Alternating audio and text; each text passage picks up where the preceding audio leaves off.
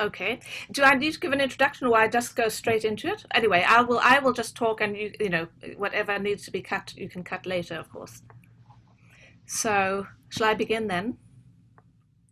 Well, greetings, everybody, and thank you for the opportunity to talk about what I think is probably one of the most, if not the most critical issue of our time, and that is that of sustainability.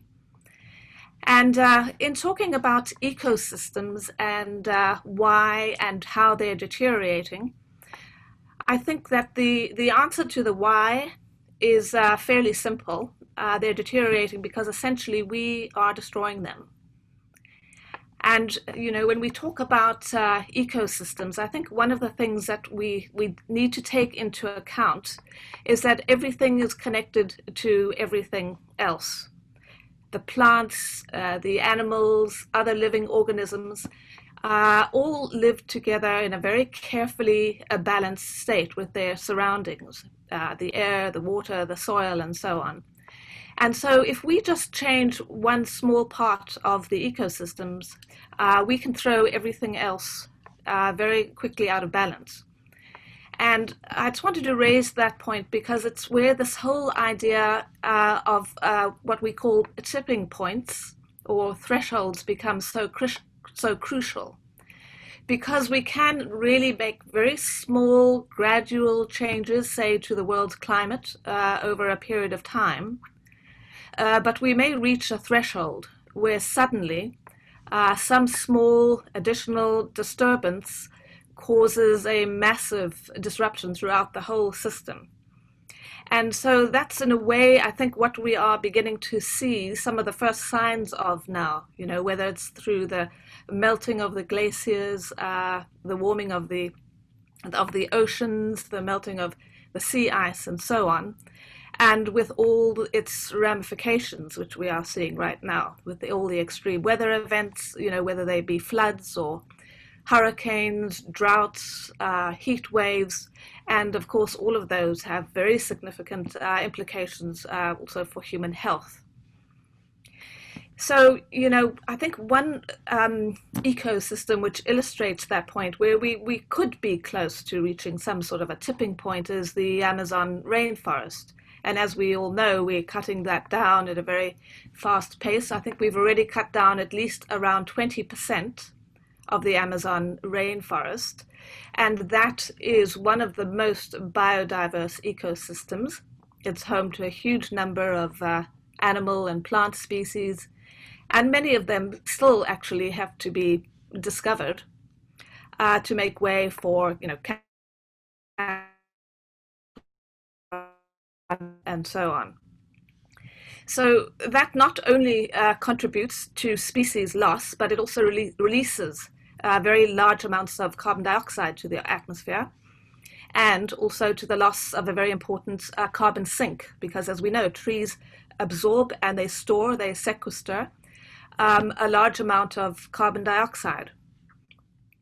So that is, a significant contribution, man-made contribution, deforestation to global warming. And of course, deforestation also brings us into much closer contact with wildlife. And that too obviously has all sorts of implications in the spread of disease. And then, of course, not to mention that just cutting down trees can lead to soil erosion, flooding, and so on.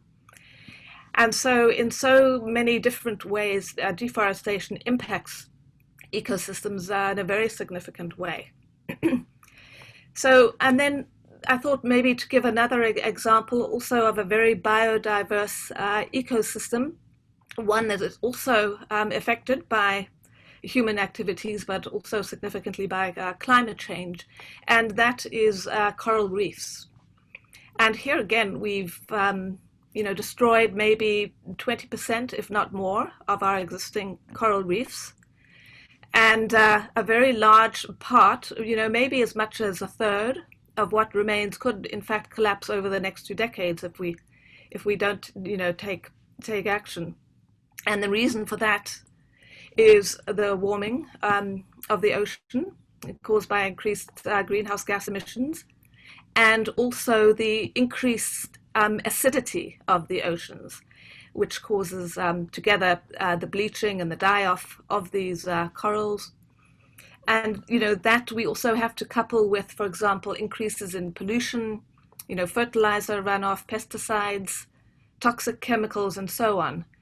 And so in many variety of ways we are impacting our coral reefs. And I think that, on this whole question of biodiversity,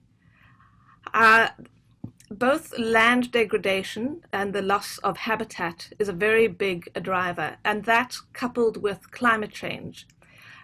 Those two are probably, amongst the biggest drivers of the loss of biodiversity. And so just to say, one of the reasons biodiversity is so important is that it does provide a type of insurance policy. So, for example, if one species dies out, maybe it can't adapt to climate change or to increases in temperature, maybe another one can take its place. And so we have been seeing a very, very rapid disappearance of species from planet Earth. And, there are many scientists who seriously believe that we may, in fact, have entered what's called the sixth extinction, with the fifth one having happened when the dinosaurs went extinct. So the point being that we're losing species at a very fast rate, and at a much, much faster rate than happened before we came onto the scene. And of course, extinction is irreversible. Once a species is gone, it's gone forever. And especially when we think of how much of our pharmaceuticals, our medicines, and so on are based on plants, animals, microbes, and so on, we realize how important that is. And one example of a very interesting animal in that respect is the polar bear, which, as you probably know, is threatened by what's happening in the Arctic. But it's very interesting from the point of view in that it goes into hibernation for about 7 months, but it doesn't actually lose bone mass. It doesn't develop, for example, osteoporosis. And also, they become very obese, not moving around over such a long period of time, but they also don't develop, for example, diabetes. They don't urinate during that time. They don't develop kidney disease. From a point of view like that, just one example is, of course, of great value to us, just from that one perspective. So those are just two examples of natural ecosystems and the way in which we are impacting them.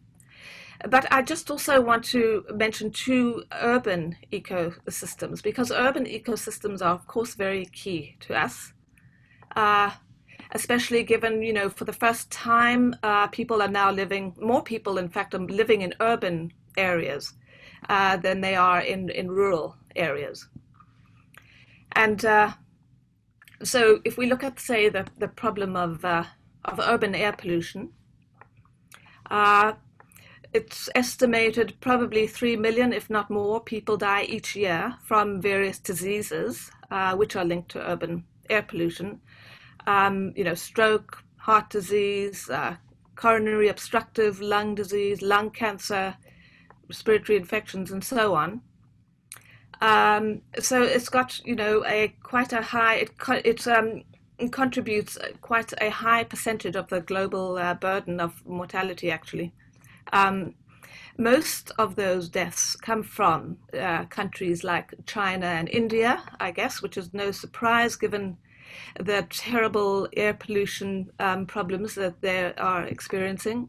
But not only do those countries have problems of urban air pollution, they also have big problems related to indoor air pollution, as do many countries throughout Africa, So I thought that I wanted to mention that issue, because we generally tend to think of, one type of energy crisis, but we've got another type of energy crisis in many developing countries throughout the world, throughout those countries certainly, and the continent of Africa, and that's due to the reliance on biomass burning, from wood burning, from coal, from dung, from crop, and so on, crop residues, in a very inefficient stoves. And it's probably somewhere around 3 billion people now actually rely on this biomass burning for cooking and for heating. And that, in fact, accounts for even more deaths than from outdoor air pollution. I think that it's over 4 million people actually die. Mainly women and children are affected, because they're the ones who are doing the cooking and so on. So just to say that we have made a lot of progress in reducing urban air pollution, obviously, especially in developed countries. Middle income countries, countries in transition, still have a way to go, and we still got a way to go in terms of addressing this other energy problem related to biomass burning. Although even on that, I think we have made, especially in recent years, quite a lot of improvement in terms of increasing access to electrification. But often, that's also a cost factor as well. So the other problem to mention is that related to water pollution. And just to give one example of the runoff from agricultural runoff, for example, from nitrogen and phosphorus in fertilizers into watercourses, which causes what are known as algal blooms. And, they deplete the water of oxygen when they die, and they decompose, and they cause these dead zones. And, increasingly large parts of the ocean are now actually depleted of oxygen, which are growing in size and in number. And that's also coupled with global warming, because as the oceans and water warms, it holds less oxygen. And then we have to couple those sorts of problems with other problems like overfishing and so on. And of course, all the waste, the plastics, the toxic chemicals that we are dumping into the ocean, and of course, which also make their way into the food chain and eventually also impact on human health. So just another example of a major problem that we face. And then the other one I thought important to mention is, of course, the whole problem of the looming problem of and you may know Cape Town, which is actually where I'm from originally, became the first world city to come very close to running out of water. They had the worst possible drought in 100-year history, and came very close to reaching what was called day zero, which essentially was when the pipes run dry. So that, I think, was probably a real wake-up call for many cities, throughout the world, especially with such a large percentage of the world's population that actually now live in water-stressed areas. Some estimates are about 40% of the global population live in water-stressed areas, and many, increasingly depleting their groundwater sources. And so, of course, many implications again for health when we think of the infectious and diarrheal diseases which are associated with inadequate water and sanitation.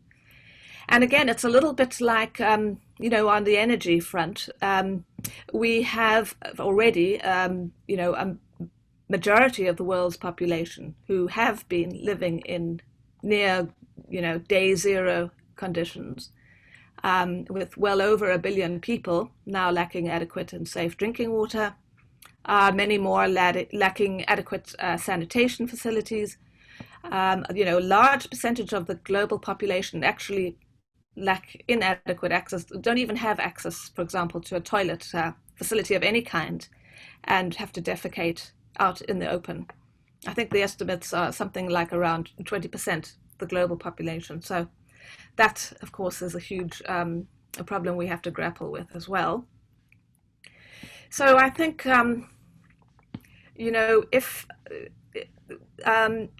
if we have to, or if I have to suggest which are the most critical problems that we're facing, I would put them down as, well, obviously climate change, because climate change affects everything else. Biodiversity as well. And then I would say land use degradation, pollution, and water scarcity. Those would be, I mean, there's so many there of environmental problems which we could mention, but I would think that those five stand out to me as being among the most critical: climate change, loss of biodiversity, land use degradation, pollution, and water scarcity. But again, I think the point I wanted to make is that they are all very much interrelated and interlinked. But it's really the magnitude, the scale, and the pace in which we are making all of these changes to the face of planet Earth that is unprecedented in human history. So what can we do about this? What role, firstly, can governments and communities play in affecting change? Well, and this is my personal view, that I think shared by many. One of the reasons for the mess that we're in today, I think, is a lack of cooperation between different government sectors. Whether we're talking about agriculture or energy or, housing, transport, health, and so on, don't, by and large, work very well together. And then I think similarly, we have a problem, of different tiers of government not working well together. And I think we did see that certainly here in the US with the pandemic. So, not really a very good coordination between, the national, the subnational level, the local level, and add to that the global level. So another big problem. And then also lack of, in a way, poor coordination with private sector, NGOs, communities, academia, research, and so on. So, in my view, I think what we desperately need is more of joined up, sort of coordinated decision making and partnerships at all levels. I think if we can achieve that, we'll go a long way to solving many of our problems. And I think, especially at the local level, at the community level, at the neighborhood level,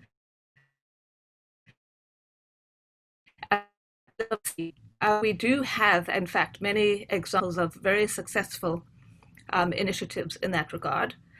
One can think of initiatives like, sustainable cities, healthy cities, eco-cities.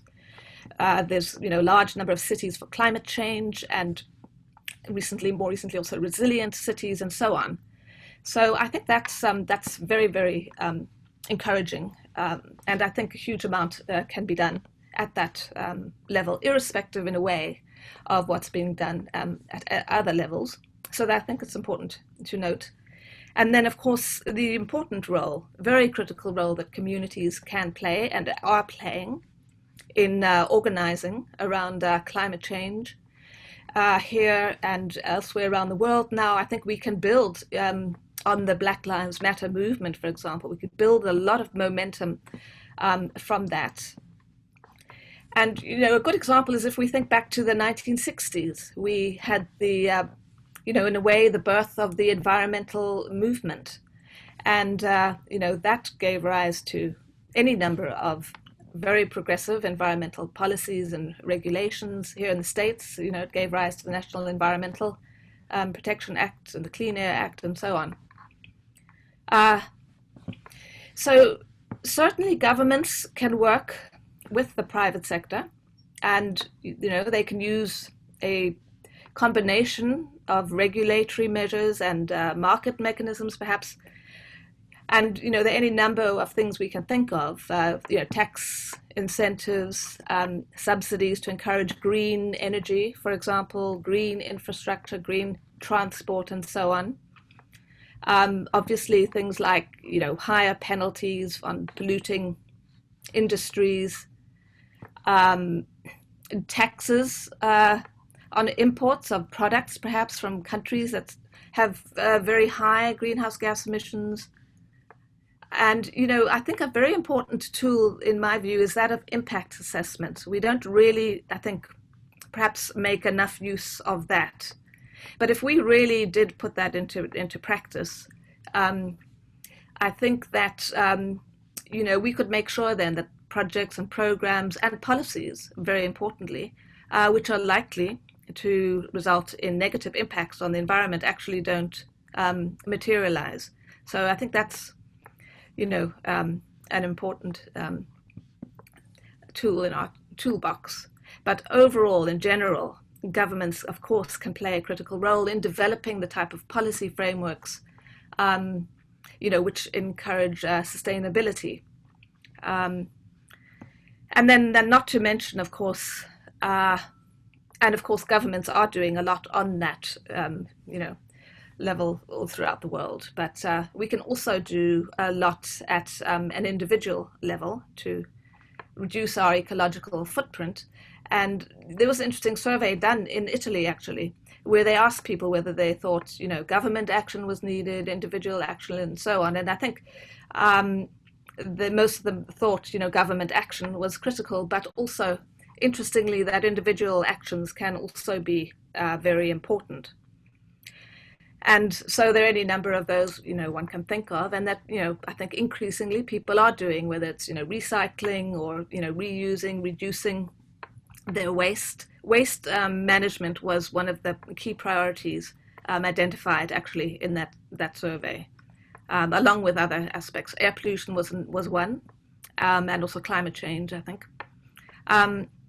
But, simple things like just walking and cycling and taking public transport. And hopefully, once we're over the pandemic, people will go back to taking public transport. But, buying environmentally friendly products or going paperless, or retrofitting our houses with energy efficient technologies, farmers, going and moving towards more sustainable agriculture, regenerative agriculture, and so on. So I think that there is absolutely a huge amount that can be done on an individual level, and I think that if everybody were to do that, that could add up to make very, very significant changes. However, that said, we do need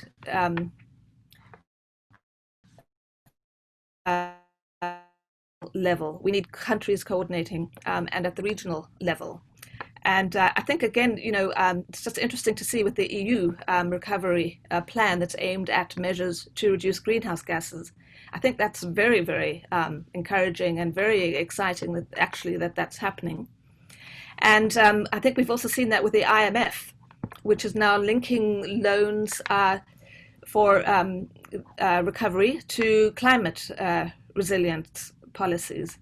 And I think there are now around more than 50 countries who have committed to addressing climate change in their coronavirus recovery plans.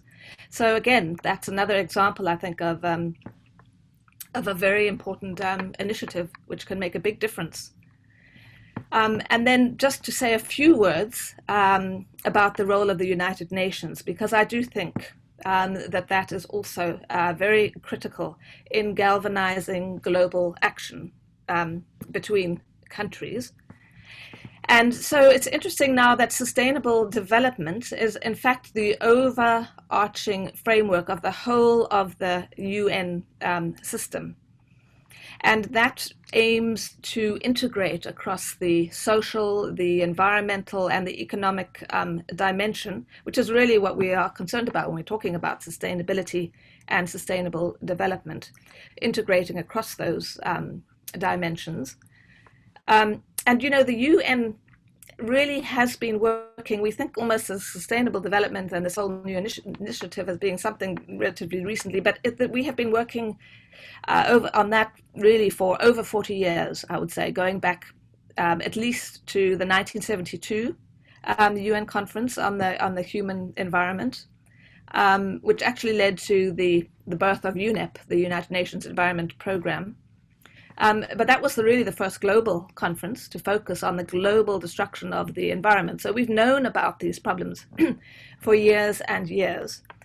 And we've had the whole Rio process going on in the United Nations. I'm sure people remember the Earth Summit in 1992. And the follow-up, the 20-year follow-up in 2012, also held in Rio de Janeiro. We have had, for example, the MDG, the Millennium Development Goal process, that has played a critical role in pushing back on extreme poverty, communicable diseases, maternal and child health. We've seen great improvements in those.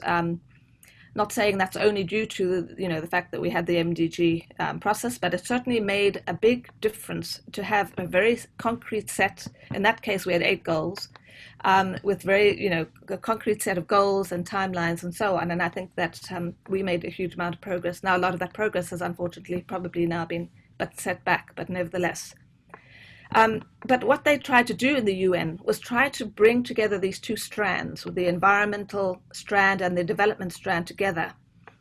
And so in 2015, we had the launch of the 2030 Agenda for Sustainable Development, and which brings together all of this in sort of 17 goals, 169 targets, and many more indicators.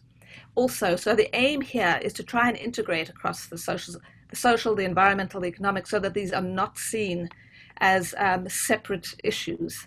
I think that's what's so critical about these goals now. It sets them apart from what's happened previously, I think, in that the attempt, anyway, is to integrate across these dimensions. And that's easy said, perhaps easier said than in theory than actually carried out in practice. But nevertheless, the question then becomes, so we've been going 5 years now, are we on track with the Sustainable Development Goals? And that's in many ways, I think, quite a difficult question to answer, because it is actually still fairly early days, a couple of years on, but we do find progress uneven, which is not surprising. It's a very, very ambitious agenda with aspirational goals, probably is the best way to describe these goals. But we've made progress. I think in terms of which have been done, they've singled out 4 areas where progress is lacking. And again, not surprising, it's climate, it's biodiversity, waste management, and the other one on the social side, it is rising inequalities. And I know in terms of the surveys that have been done in Italy, that those were all amongst top priorities in Italy, which is interesting. But now, of course, with the pandemic, and there was a report published this year, actually, in the UN, and sadly, it looks like we're going to see, rises in global poverty of the likes that we haven't seen probably since going back to 1998. That's, with millions of people being pushed back into extreme poverty. We may see increases again in maternal and child health, largely due to the disruption in health services. Increases in, we have, over 1 billion people living in slums. I talked about the problem of urbanization and so on, and the problems, environment and health problems in urban areas. But over 1 billion people live in slums. And so that's also likely to increase.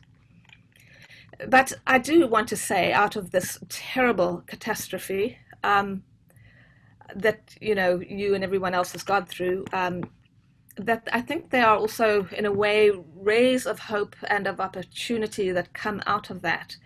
And just as ecosystems in nature, in the natural world, they can crash and then they can rebuild. And I think that we can do the same.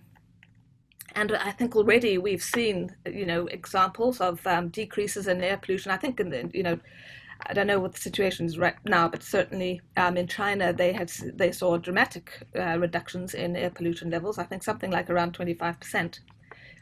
We've seen, greenhouse gas emission levels dropping.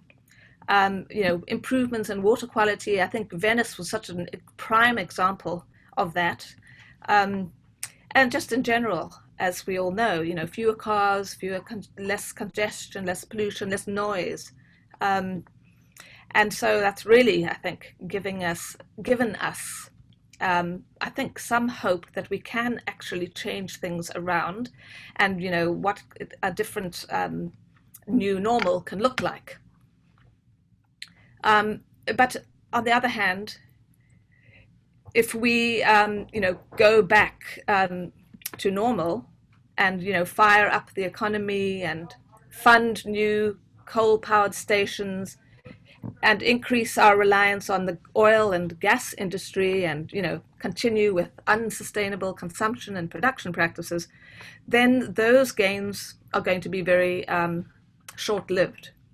So I think in many respects, a lot of people and scientists think we probably have one last chance to really affect change, and that might just be in the next year or two, to turn things around in a sort of like just once in a lifetime opportunity.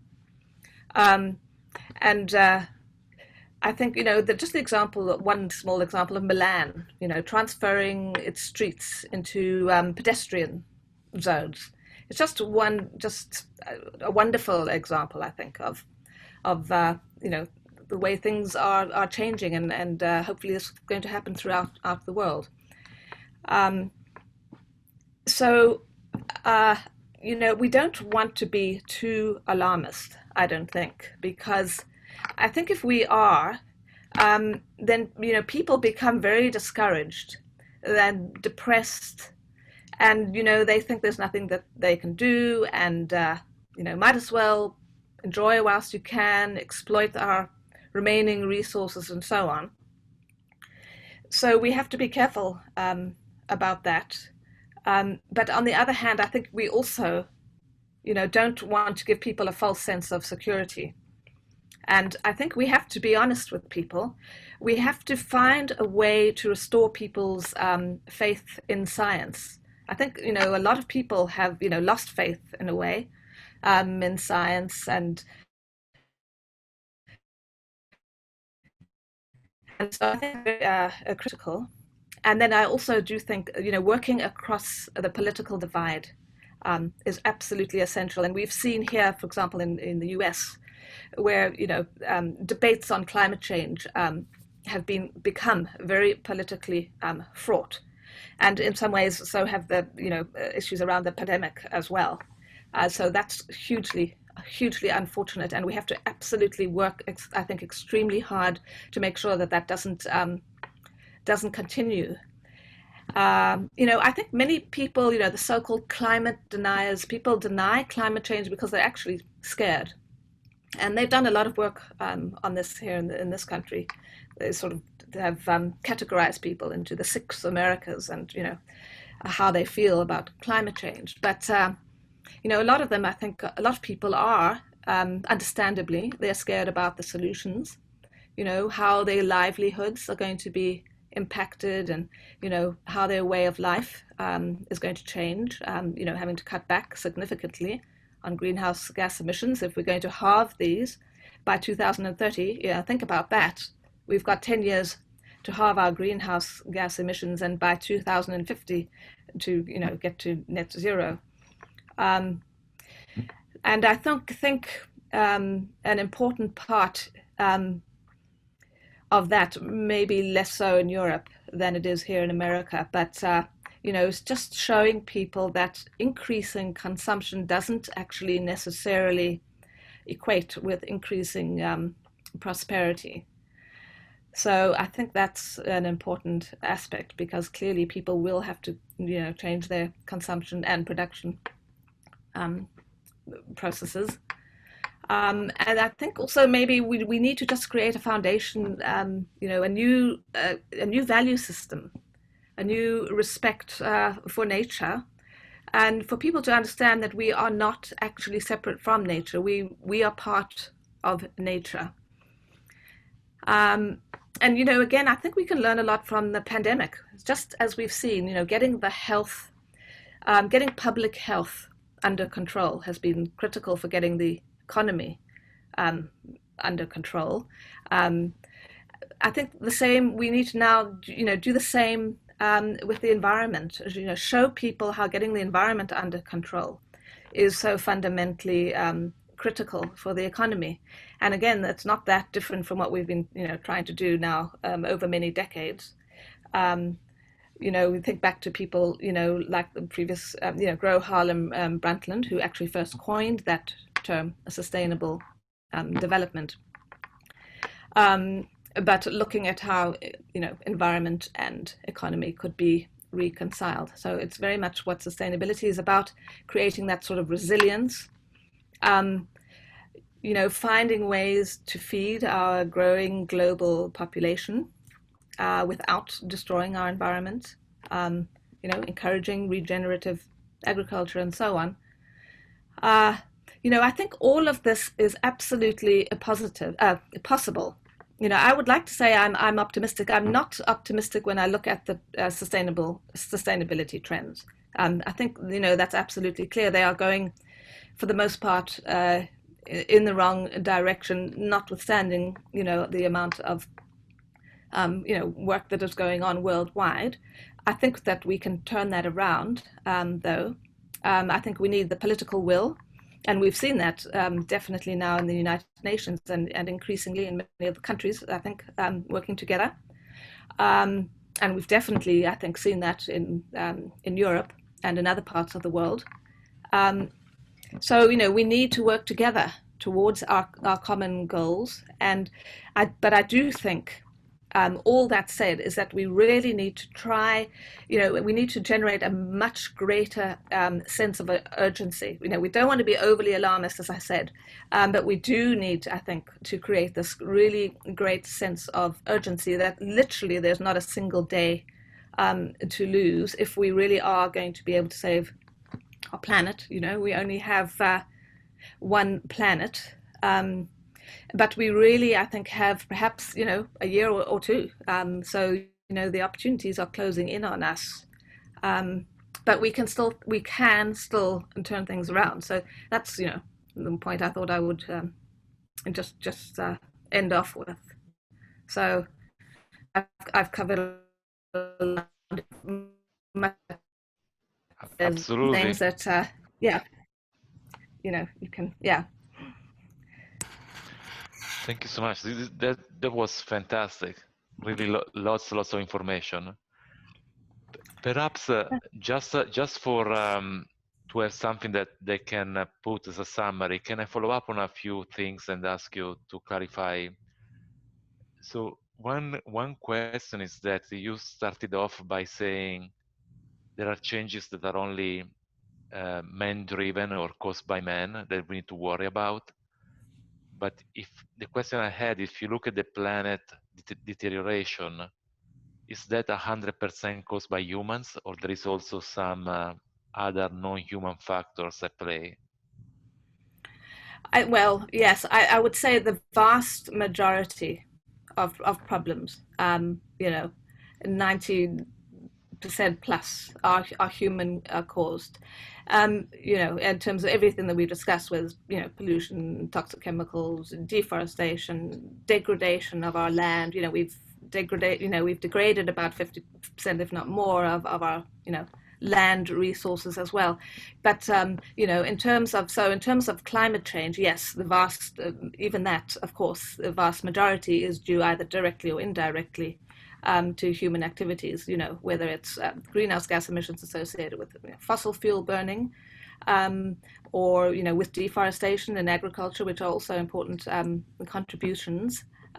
Yes, but so absolutely, the overwhelming bulk of changes which are happening to our planet are as a result of human activities.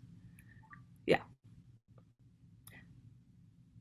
Thank you. And the other question, I think it might be great. I think you gave us a list of 5 top priorities, your ranking.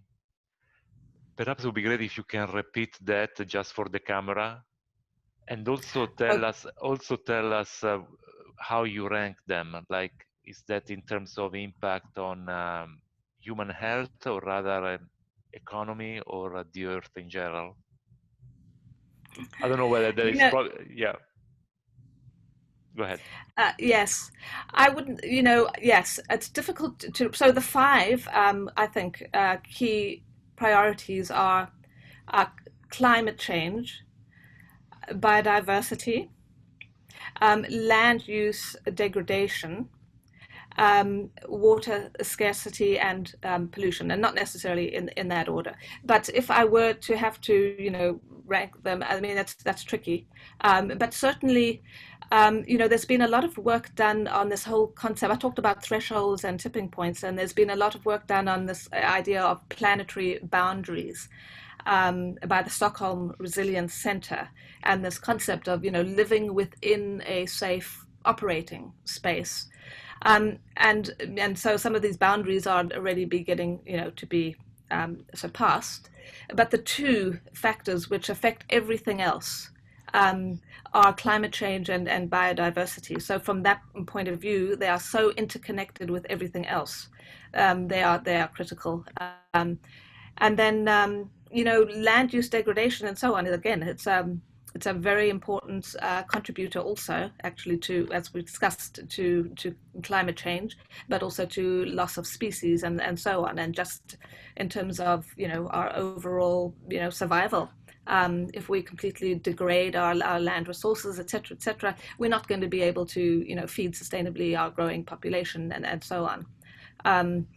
But that's also, plays a role, of course, becoming much more, land resources are becoming much more critical with climate change, and water scarcity as well. Now, I mean, again, there, of course, climate plays a role. It plays a role with all of these, with increasing drought and so on. But there are also, mismanagement of resources and so on, especially when it comes to, I think, water use, etc. And we saw this actually very much also in the case of the Cape Town drought. So drought and climate change were important drivers, but there were many other issues which could have been better addressed with better foresight and planning, better management of resources, better, water conservation measures, etc. So, all these factors come into play. And then, of course, pollution comes into the picture with everything as well. Although, it's interesting because even with increasing particulate pollution, that can also slow down some of the warming trends. So that's a rather fascinating problem to look at. I mean, I mentioned how we've made good progress looking at, reductions in urban air pollution, many places throughout the world. But, in some people's views, that also could be accelerating climate change and, what's happening in the Arctic and so on. So, yeah, that's a fascinating issue because from a health point of view, it's almost one where from a health point of view, we have, beneficial impacts, but from a climate warming point of view, we may not. Yeah. And one question, perhaps, you really touched on things we need to worry about.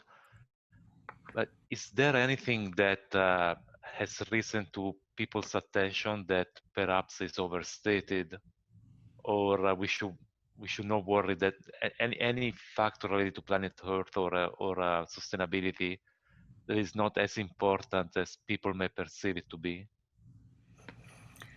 I wish I could say that yes, that was the answer, but I think I would have to think very hard about that, to be honest. Yeah. So nothing immediately comes to mind. Yes, and in fact, when we're talking about climate and all of these problems, I think the worry now is that these problems are actually they're accelerating at a faster pace than scientists actually predicted. So, and of course that cascades down and impacts on anything else. So, frankly, I don't think there's anything really that we sort of got wrong or that we have sort of been overly alarmist about when it comes to the environment, and especially when I look back 50, 60 years ago. Yeah, we've known about this for a long time, and climate change going back the beginning of the century.